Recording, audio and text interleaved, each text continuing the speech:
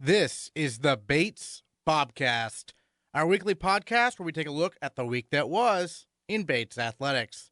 My name is Aaron Morse, and this week we're celebrating the men's lacrosse team's 2 NCAA tournament wins last week, and looking ahead to the national quarterfinals this Wednesday at Wesleyan. The men's and women's rowing teams won the NESCAC title, while senior Sadie James won a Fulbright and finished her track career in style.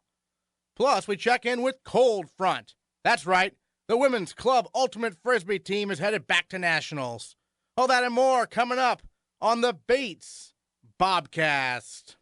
Bates, 5 billion, 5 billion of every game. Right till the end, right for a game. The men's lacrosse team got the NCAA championships underway with a 23-10 win over Plattsburgh State on Wednesday at Garcelon Field. Junior Clark Jones led the way with 5 goals. Everything's getting opened up because of Charlie Fay, Andrew Melvin, Matt Lestava, everyone we're playing with. And I'm kind of just cleaning up. They're finding me when I'm open on the crease. Everyone's paying attention to them, and luckily I was able to put a couple in today. The Bobcats defeated Amherst in the third round on Saturday by a score of 26-14. The two teams' 40 combined goals set a new NCAA tournament record. First-year Matt Lestava totaled 13 points by scoring a career-high 9 goals and dishing out 4 assists. Lestava's performance broke an NCAA tournament record for points in one game. Senior captain Charlie Fay scored a career-high 8 goals and tallied 4 assists. This came on the heels of his 4 goals and 3 assists against Plattsburgh State. Fay now has 160 goals in his career, a new Bates record. Fay only scored 9 goals as a first year. We sat down with our male Bobcat of the week to talk about how he's grown since then.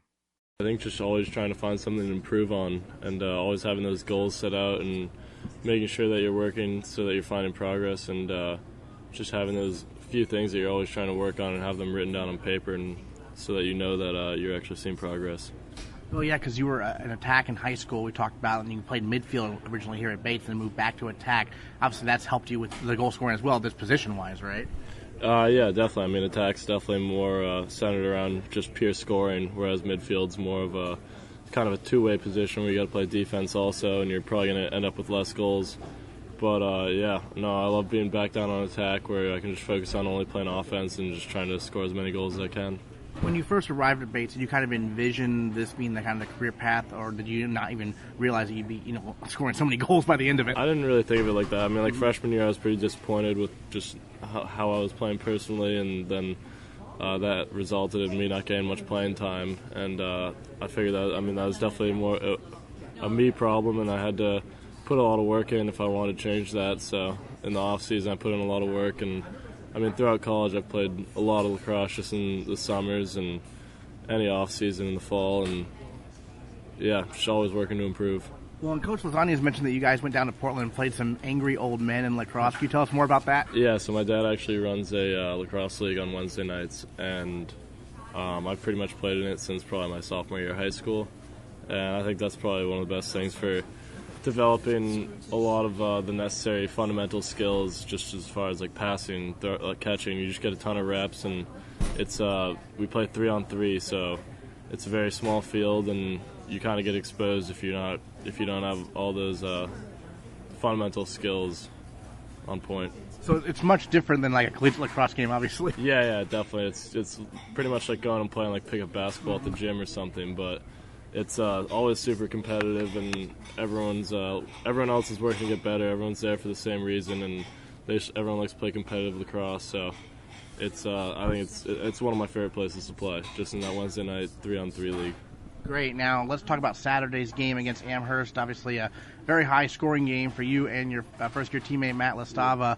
What was really opening up? I'm sure you guys have watched the tape already. What was really opening up out there? Personally, I actually started off a little slow, but if Sam Francis just keeps winning that many face-offs, it's so much easier just to get in a good tempo and figure it out as a team on offense. And when you're getting the ball that often and you're getting that many shots, you're bound to start hitting a few of them. So when Sam keeps winning face-offs, we're able to just really find that tempo and get in a good flow.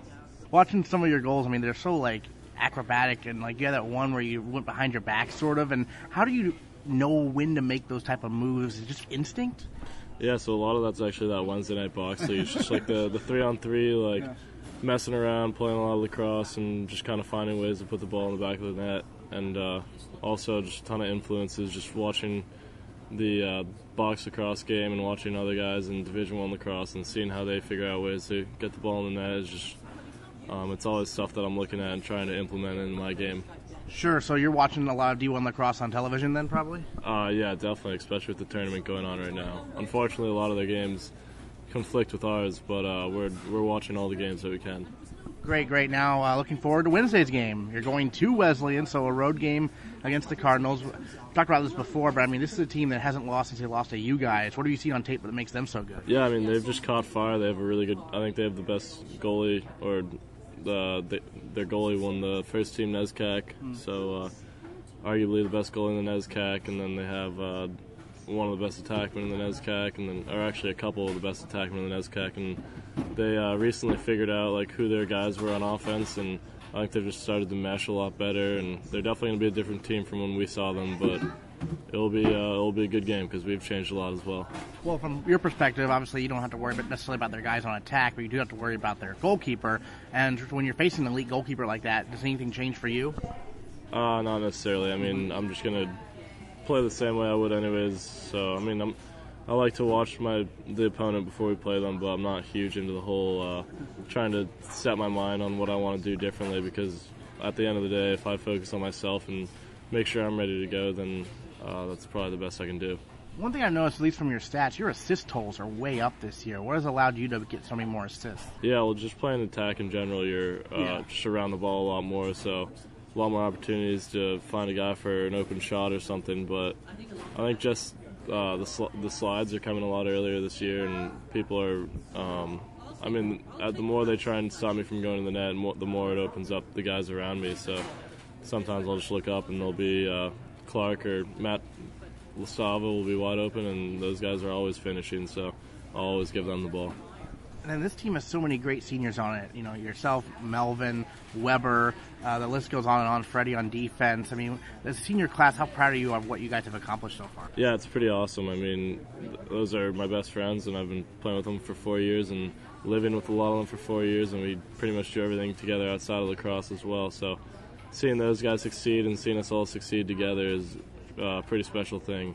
I mean, it means a lot to all of us, and I know that we're all really competitive, so it's what we want. I mean, we wouldn't want to have it like our freshman year where we're losing a lot of games, and I know like we just wouldn't settle with that. All right, well, Charlie Fay, congrats again on your terrific season, all-time career leading goal scorer at Bates, and 3 wins away from something really special. Thanks so much. Thank you. The men's lacrosse team visits Wesleyan this Wednesday to take on the Cardinals in the national quarterfinals. All the action gets underway at 4:30 in the afternoon. Bates beat Wesleyan 15-14 in the regular season, but the Cardinals have not lost since. What say you, head coach Peter Lasagna? Oh, I think they're playing as well as anybody in the country right now, and we all sort of figured ahead of time that if we played as well as we could play and they played as well as they can play, that the two of us would meet again. The fact that they had to beat Tufts for a third time is silly, but boy, good for them. The men's rowing team won its second NESCAC title on Friday, earning the silver medal at the National Invitational Rowing Championships. The first varsity 8 finished just behind Hobart and ahead of every other NESCAC crew in the grand final. Meanwhile, the women's rowing team won its third NESCAC title and earned an automatic bid to the NCAA championships. The first varsity 8 won the gold medal in its grand final, and Bates is headed to the NCAAs for the 11th consecutive year. The first varsity 8 earns female Bobcat of the Week honors, and first-year Hannah Fitz joined the Bobcast to recap the National Invitational Rowing Championships. You're one of 3 first years on the first varsity 8. What's this experience been like so far for you? It's been absolutely wonderful. I gotta say, a lot of our speed in the first year class has come from the phenomenal leadership in the upperclassmen throughout our boat and throughout the whole team. The only reason why we're there is because they've been willing to train with us and teach us how to row at Bates College, and so it's really been a teamwork effort, but it's so exciting. It's such a wonderful experience. Sure. And when you first got here in the fall, obviously you have some regattas in the fall as well. Were you expecting to be in the first varsity 8, or how did that even develop for you? I was definitely not expecting that. I honestly didn't really know what to expect coming in. My friend Laura Rand, who's a junior here, in the same boat, she and I rowed at the same club in high school, and she actually told me before we got here that I should be expecting something very different from what the coaching we had in high school was like, because our strokes are very different from what Coach Steenstra expects from us. So I really had no expectations of being in the first varsity, but I'm really happy that I'm there, and I think it's a really great opportunity to have that kind of younger class being built up pretty strong just within the fall and these past 2 semesters, actually, because we have a lot of really great leadership leaving the team after they graduate this year. So I'm happy that we can feel pretty confident in our class as we come up. Sure. And so is Laura being here is what first raised your awareness of Bates, perhaps? So I actually was first aware of Bates because my older sister, who rows, also looked at Bates, and she ended up somewhere else. But when I visited, I actually was able to visit Laura Rand, and she got me super excited about the program, mostly from her explanations about the mentality of Bates rowing, which is really just it's a kind of scrappy environment, as a lot of the people on the team like to describe it. We've come in as a first-year class overprivileged completely because we walked into a completely new boathouse.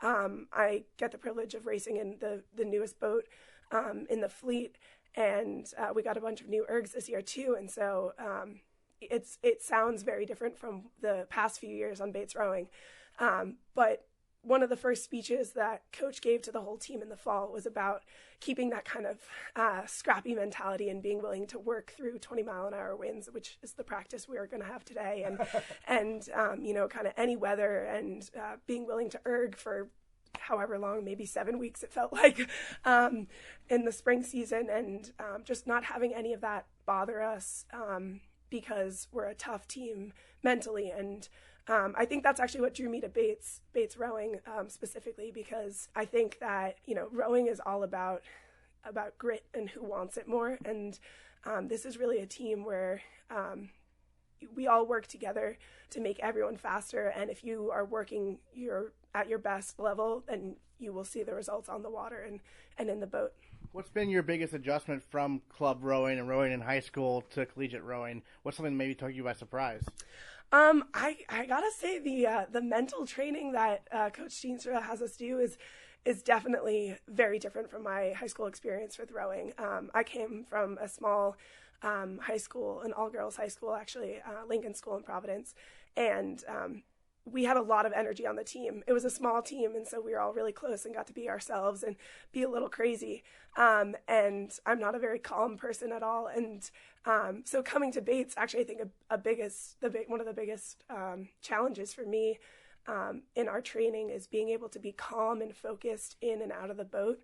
After practice, when we do our quiet sits, being able to sit completely still and quietly, but mostly in the boat, just really physically and mentally having my head in the boat, and leaving all the social fun parts of rowing aside until we're off the water, and really being able to experience this every single stroke and feel what's going on without being distracted by kind of all the craziness of high school rowing and being surrounded by a lot of your friends. That's a big roster, too. How did you get to know everyone when you first arrived?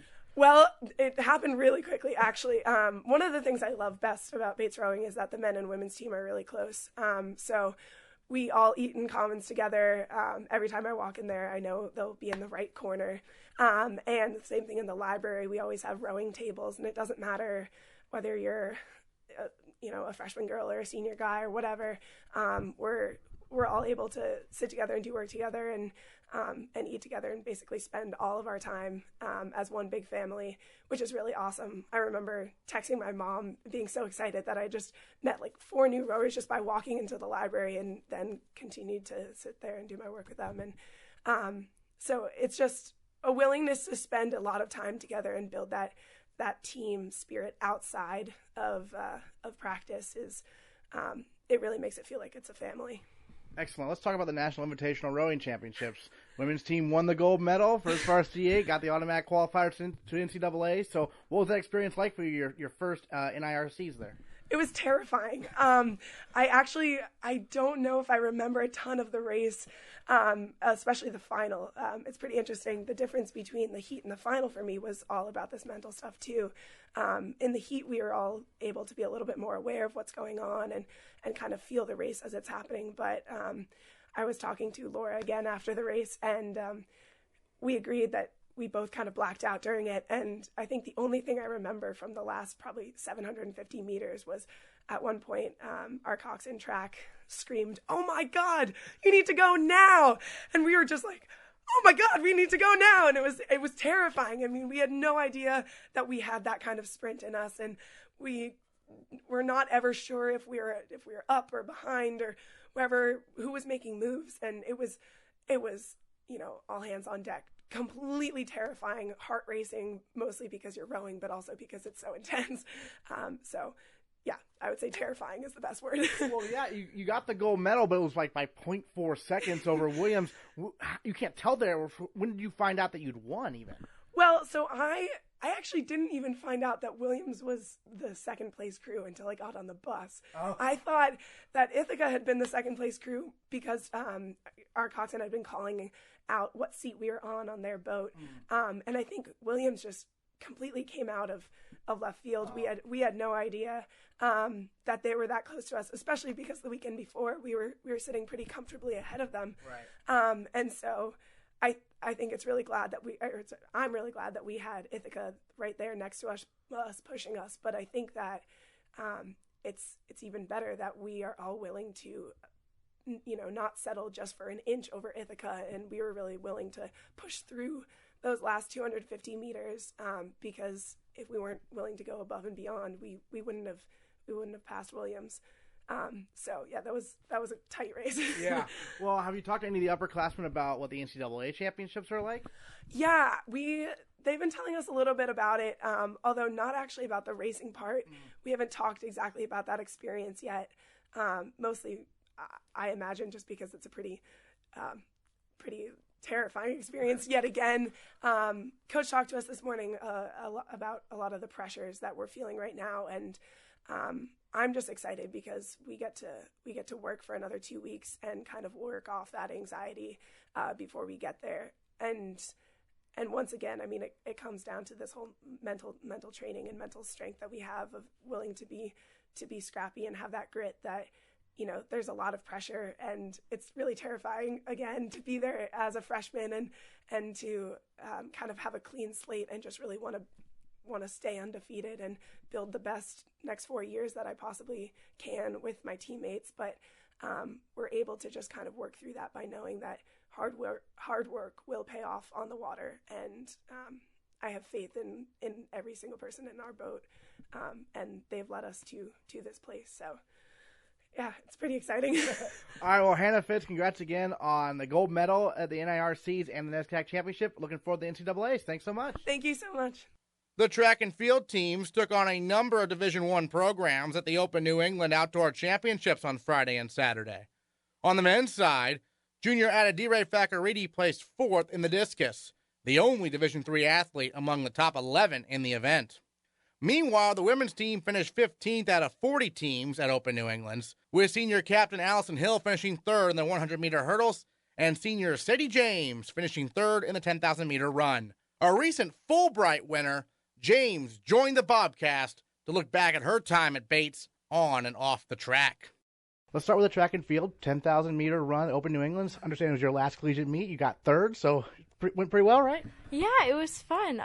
It was my second time ever running the 10K. Jay has been trying to get me to run it since I was a first year, and I have kept saying no because I didn't want to do 25 laps on a track. But I agreed to it, and I loved it last weekend. I found my race, 2 weekends before I was done. But I'm really glad I did it. It was just a whole different kind of challenge that I've experienced through skiing or running. A lot more mental, I thought. So it was really fun to kind of do it last week and have the chance to do it again. Usually you don't run 2 10Ks 2 weekends in a row. So my body was feeling it way more than I thought I would this past weekend. So I didn't necessarily hit the time that I wanted, but it was still fun to run with the girls I ran with. Really weird running at 9 p.m. at night. Just my body was a little out of whack with that. But yeah, it was really, really fun. So running under the lights, basically, right? Yeah, exactly. And then what's it like to go up against, Division I type of opponents like that? Yeah, it's funny because I ski with Division I components all winter, and so I never have in the spring necessarily.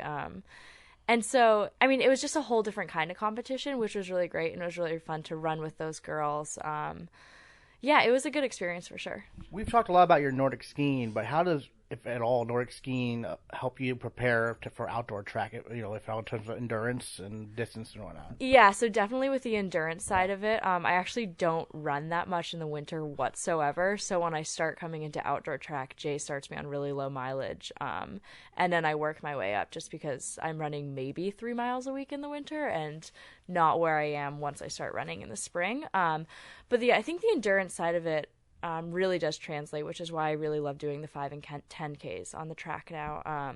I work closely with both coaches. Becky and Jay are actually really good friends, so I'm kind of working simultaneously with both of them too, which is really great as well.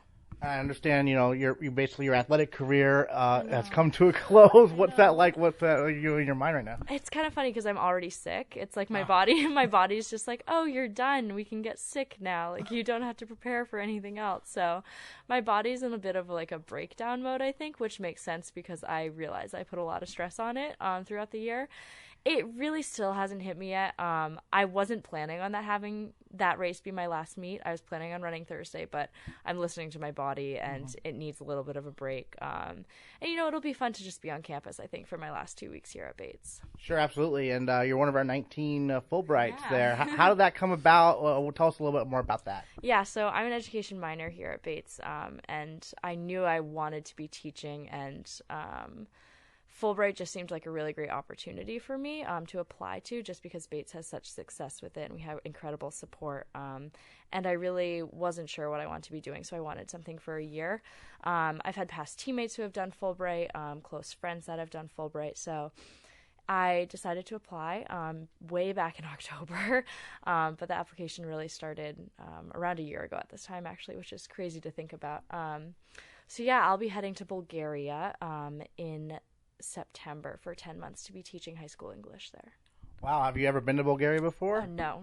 That's one of the reasons I chose it. I wanted something totally new outside of my comfort zone, and just to really get the most out of the experience. When did you learn you'd received it? I actually found out first round in January, and then I found out that I got the Fulbright right before finals, I believe. And they don't tell you an exact date. They take their sweet time when telling you. So it's like, oh, you'll hear any time between middle of February and May. So it's like you're frantically checking your email every 5 minutes, just waiting for it to come in. So yeah, I found out right around finals period, I believe. What was your reaction? Well, it's kind of funny because I literally was like checking email in classes, and I just happened to be at lunch with 2 of my other friends, one of who was also waiting to hear from Fulbright, and my email just automatically refreshed, and I saw Fulbright, and I literally like threw my phone and was like scared to open. They're like, you have to open it. So I was in Commons, and then I screamed really loudly. It was really embarrassing at the time, but like wasn't expecting to get it then. It was honestly just like such a huge relief. What's maybe 1 or 2 things you're really hoping to take away from the experience going to Bulgaria, starting in September? Yeah, I think I'm really looking forward to the unknown, which is something I never have said in my life before. I'm a huge planner. So kind of, just having to take it as it comes with my different classes. I'm going to be seeing over 300 students a week in 16 different classes. So I mean, I'm really excited to like lesson plan, really learn about the Bulgarian culture, and get involved in the community as well. So I think I'm also going to start some sort of athletics for women in the school there. So kind of combining a lot of different passions. So you are planning things, it sounds like, already. Oh yeah, I mean, yeah, I am. I mean, I've been like in touch with current ETAs there and past CTAs who are actually in my town that graduated from Bates as well.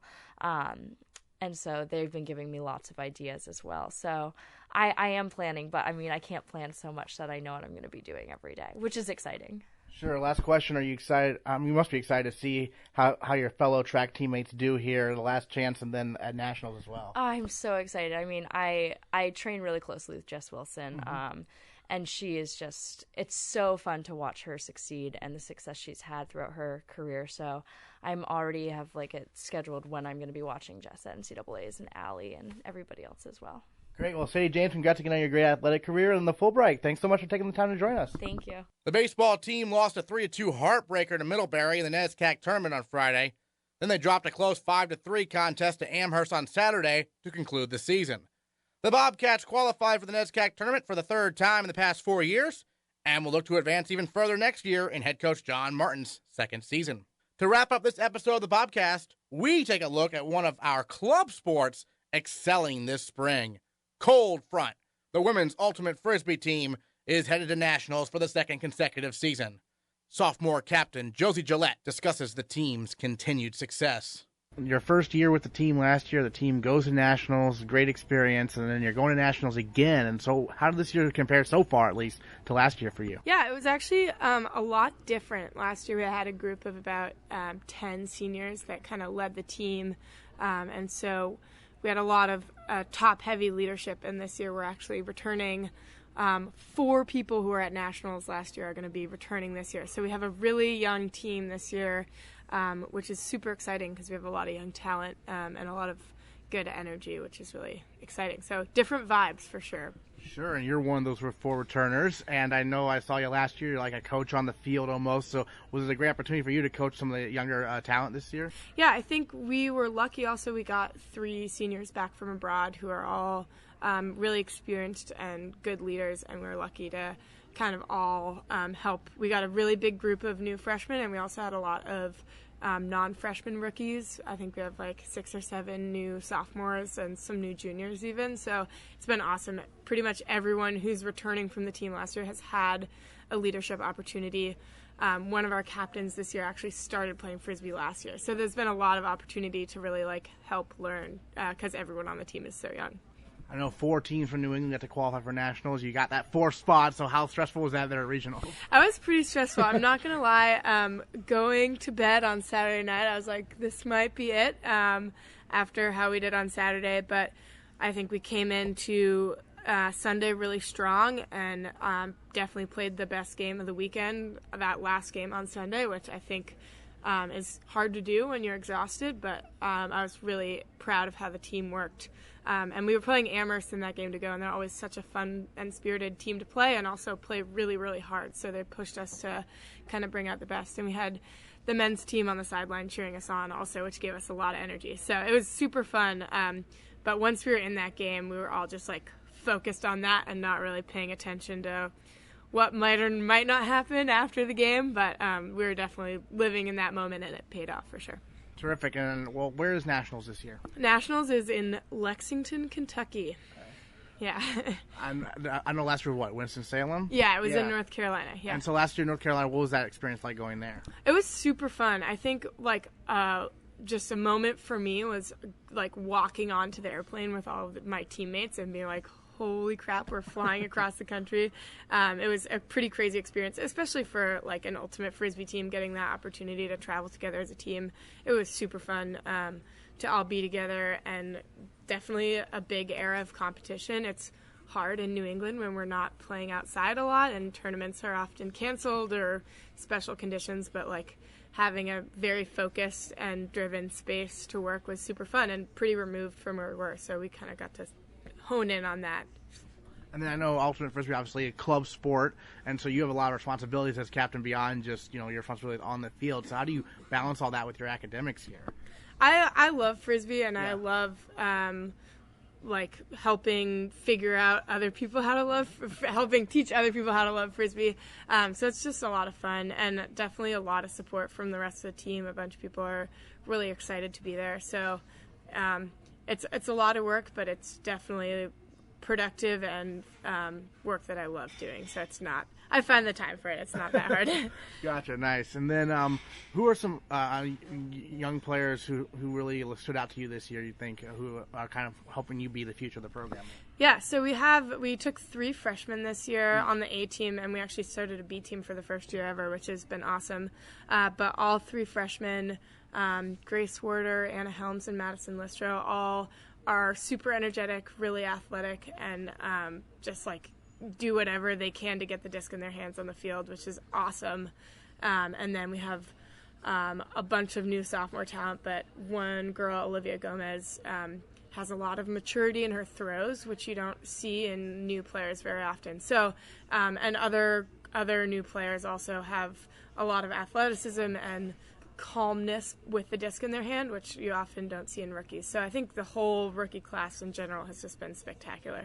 Great, and obviously as a club you don't recruit or anything, so how do you find these players to join the club each year? Yeah, I think last year going to nationals really helped people want to join this year. We saw a lot of new sophomores and juniors joining, and just trying to keep our practices in the fall really open and geared towards learning, because no one really plays before they get to college, so making sure it feels like an environment where everyone is welcome and all skill sets are accepted and encouraged. I think we try to really foster that in the fall. What did you learn from last year's experience going to nationals you're going to apply, you think, this year? I think I'm just a little more settled, I think, last year, because it was so unexpected and sudden, and there was a lot of like crazy logistics last minute and wondering if it was all going to really work out. And I think being more familiar with the field and more familiar with the process of getting there, I think I'm a little more confident just like going in and knowing that we're all going to end up at the fields on Saturday morning when we need to be, and we're going to play really hard, and it's going to be really fun. Well, yeah, there's some early games, right? Like 8 a.m. sometimes? Yeah, actually this year it's very relaxed. Okay. Our first game's at 10:45, wow. So we're living the life of luxury, so very exciting. So you've already seen like where your bracket you're in and yeah, everything? So we know who we're playing. I think we're playing St. Olaf, Portland, and Claremont. So I think we're in a pretty good pool. I'm really excited to face all new teams for us and get a sense of the different geographical regions of the country for sure. All right, well, the women's ultimate frisbee team, Cold Front, departing May 18th this week for nationals in Lexington. Josie Gillette, thanks so much. Thank you. I really appreciate it.